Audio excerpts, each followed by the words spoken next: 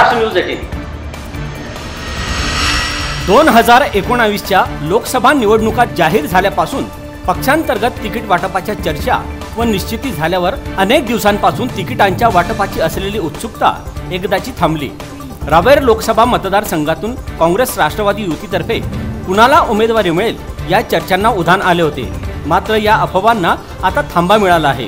काँग्रेस राष्ट्रवादी युतीतर्फे काँग्रेस पक्षातर्फे डॉक्टर उल्हास पाटील यांना अधिकृत उमेदवारी जाहीर झाली आहे। येत्या 2 एप्रिल रोजी डॉक्टर उल्हास पाटील आपला उमेदवारी अर्ज भरणार आहेत। डॉक्टर उल्हास पाटील यांचा थोडक्यात परिचय असा की डॉक्टर उल्हास पाटील हे डॉक्टर असून गोदावरी फाउंडेशन जळगावचे संस्थापक अध्यक्ष आहेत। त्यांनी लोकसेवेसाठी अनेक शिबिरे आयोजित करून मोफत वैद्यकीय सेवा दिल्या आहेत। यात डोळे, कॅन्सर निदान, पल्स पोलिओ, एड्स विषयी जनजागृती असे अनेक कार्यक्रम समाविष्ट आहेत। वैद्यकीय सेवेबरोबरच सांस्कृतिक, सामाजिक व राष्ट्रीय कार्यक्रमात त्यांचे मोठ्या प्रमाणात योगदान असते। 1998च्या निवडणुकीत जळगाव लोकसभा मतदारसंघातून त्यांनी निवडणूक लढवली होती। यात उल्हास पाटील यांना 3,39,980 एवढे विजयी मतदान झाले होते। मागील 15 वर्षाच्या काळात निष्क्रिय खासदार निवडून आल्यामुळे विकास कामे झालेली नाहीत। त्यामुळे जनतेचा कौल हा नक्कीच काँग्रेसकडे आहे व भारतभर राहुल गांधींची लाट असल्यामुळे रावेर मतदारसंघात काँग्रेसचाच विजय होईल असे महाराष्ट्र न्यूज 18शी बोलताना ते म्हणाले। आपण जाणून घेऊया त्यांच्या प्रतिक्रिया।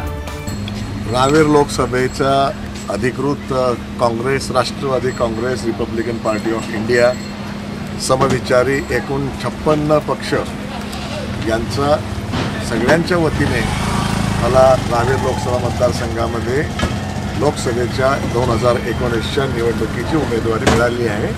त्या सर्व तमाम जनतेचा वेटा होता म्हणून त्यांच्या नेत्यांनी सन्माननीय शरदचंद्रजी पवार साहेब, सन्माननीय सोनिया गांधी, कवाडे सर, गवई सर आणि सर्वच समविचारी पक्षांनी या ठिकाणी मला उमेदवारी दिलेली आहे।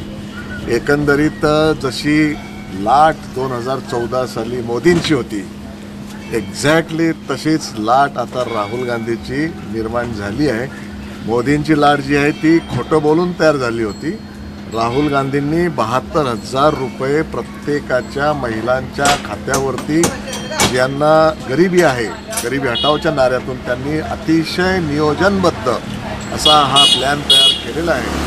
त्याकरता एकंदरीत उत्पन्नातून 1.6% जे उत्पन्न जे आहे ते याकरता आम्ही आरक्षित करू अशा पद्धतीचा पी चिदंबर साहेबांच्या मदतीने आंतरराष्ट्रीय स्तरावरचे जे इकॉनॉमिस्ट आहे त्यांच्या मदतीने हा प्लॅन तयार झालेला आहे।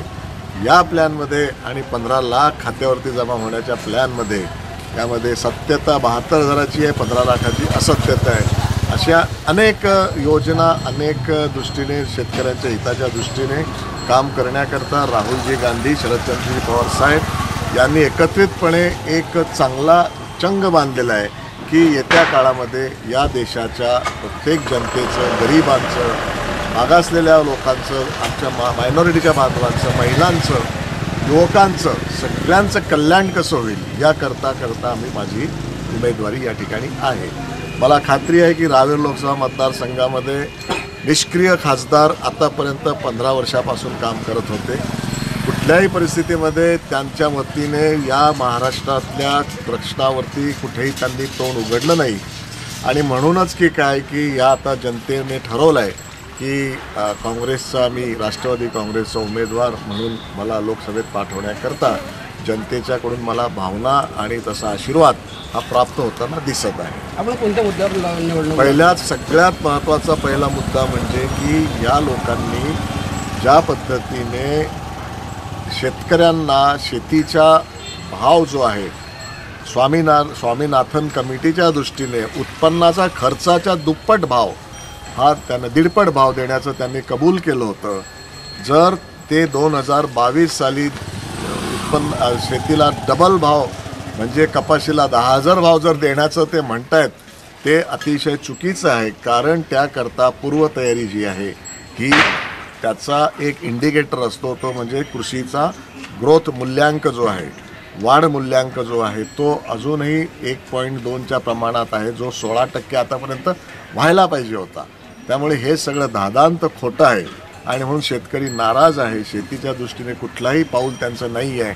बेरोजगारीचा प्रश्न वाढलेला आहे. बेरोजगारीमध्ये सगळ्यात मोठा बेरोजगारीचा फटका जो झासला आहे तो म्हणजे डिमॉनिटायझेशनचा झाला आहे.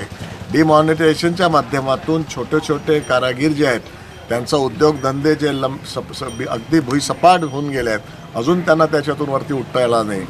तो धक्का, तो शॉक बसल्यानंतर GSTचा शॉक त्यांनी बसवून दिला आहे. आणि त्यानंतर त्यांनी लोकांना अतिशय भावनाच्या दृष्टीने खेळून आता त्यांच्याकडे मुद्दे नसताना विशिष्ट पद्धतीने एक जे कार्य आमच्या जवानांनी केलं त्याचं क्रेडिट ते घ्यायला निघाले आहेत, त्याचं मार्केटिंग पॉलिटिकल ते करायला निघालं आहे. हे जनता या सगळ्या दृष्टीने बघत आहे आणि खात्री आहे की मतदारांचा कौल काय वाटतं? मतदारांचा कौल अतिशय ओपनली, अतिशय उघडपणे मतदारांनी आता सांगितलं की या मोदी साहेबांच्या थापा झूट की सरकार ही आता आम्हाला घालवायची आहे.